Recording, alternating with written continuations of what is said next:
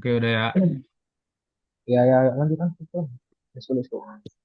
Oke, halo semuanya. Om Swastiastu, Namo Buddhaya, salam kebajikan untuk semuanya yang menonton video ini.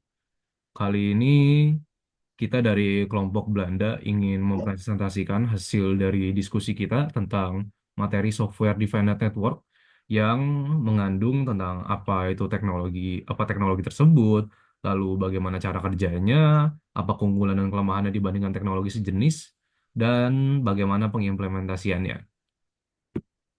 Dan sebelum kita mulai materinya, izinkan kita memperkenalkan diri kita yang ang- yang terdiri atas dua anggota, yaitu Ariza dan Charles. Untuk Ariza dapat memperkenalkan diri. Oke, saya Riza Ramburaya dan dengan NIM 0650024020. Oke, lalu ada Charles, yaitu dengan diri saya sendiri. Nama lengkap saya adalah Charles Andriansyah dengan NIM 065024000024. Lalu saya akan menjelaskan tentang apa teknologi tentang SDN ini atau Software Defined Networking. Software Defined Networking atau SDN adalah pendekatan dalam manajemen jaringan yang memisahkan kontrol jaringan dari perangkat keras fisik dengan SDN. Jaringan dapat dikendalikan secara programatik yang memungkinkan pengelolaan yang lebih fleksibel dan efisien. Lalu ada cara kerja dari Software Defined Networking itu sendiri.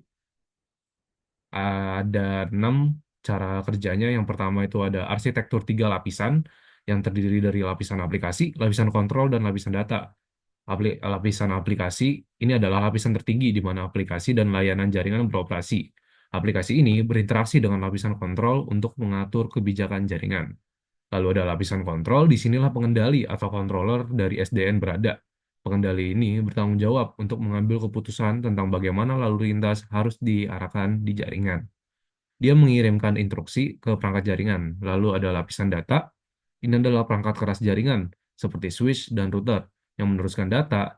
Lalu perangkat ini menerima perintah dari lapisan kontrol dan melaksanakan fungsi pengalihan data. Yang kedua ada pengendali SDN.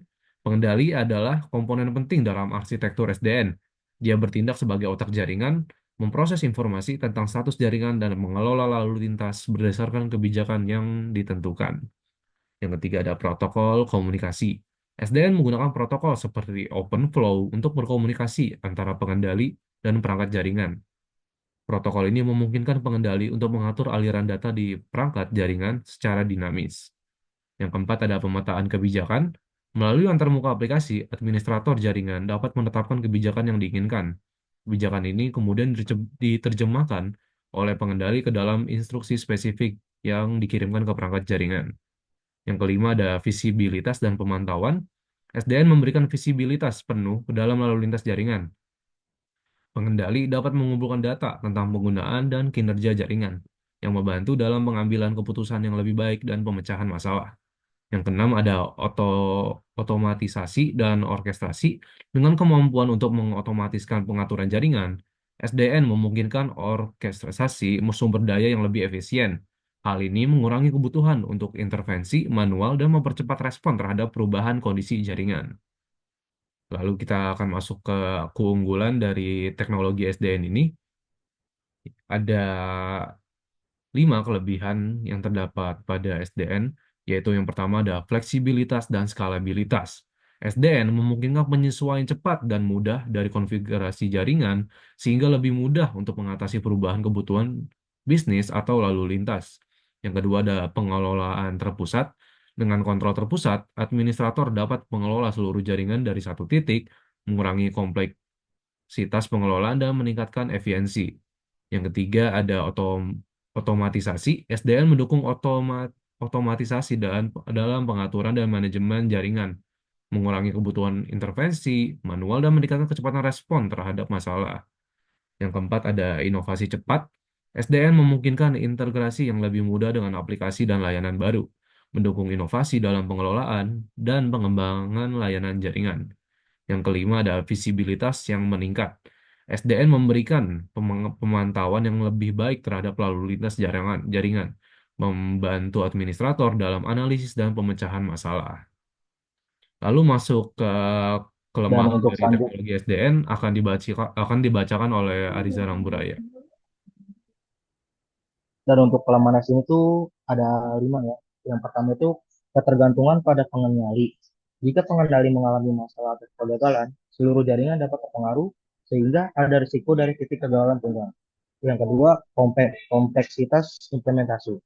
Meskipun pengelola terpusat mengurangi kompleksitas operasional, implementasi awal SDN rumit dan memerlukan pemahaman mendalam tentang arsitektur dan teknologi.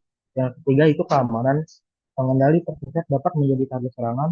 Jika penyerang berhasil mengakses pengendali, mereka dapat mengendalikan seluruh jaringan. Yang keempat, ketergantungan pada standar. SDN masih dalam tahap perkembangan dan ketergantungan pada protokol dan standar yang belum sepenuhnya mapan dapat menjadi tantangan dalam interoperabilitas. Yang kelima itu biaya awal. Investasi awal dalam perangkat keras dalam perangkat lunak SDN serta pelatihan staf dapat menjadi tinggi. Meskipun biaya operasional meskipun biaya operasional jangka panjang mungkin lebih rendah. Dan uh, bagaimana cara pengimplementasiannya? Dan pertama itu perencanaan. Tentukan tujuan bisnis dan analisis infrastruktur jaringan yang ada. Yang kedua, pembelian komponen. Pilih pengendali SDN dan NIS Open Daylight dan perangkat jaringan yang kompatibel. NIS switch yang mendukung open flow. Ketiga, desain arsitektur. Rancang topologi jaringan dan tetapkan kebijakan manajemen serta keamanan. Yang keempat, ada pengadaan dan konfigurasi. Pasang perangkat keras dan konfigurasi untuk berinteraksi dengan pengendali SDN. Yang kelima itu ada integrasi dan pengujian. Integrasikan dengan sistem yang ada dan lakukan pengujian untuk memastikan jaringan berfungsi dengan baik.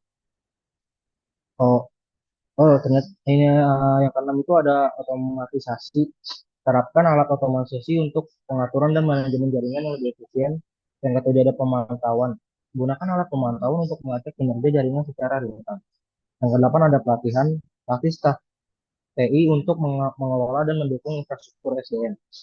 Yang terakhir itu yang kesembilan evaluasi dan penyesuaian. Tinjau kinerja secara berkala dan sesuaikan kebijakan sesuai kebutuhan.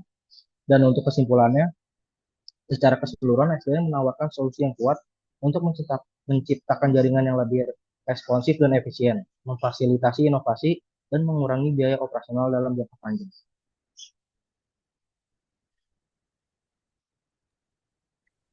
Baik, mungkin itu saja yang dapat kita sampaikan dari kelompok Belanda tentang materi Software Defined Network atau SDN. Mohon maaf jika ada kata-kata yang kurang berkenan atau tidak mengenakan hati.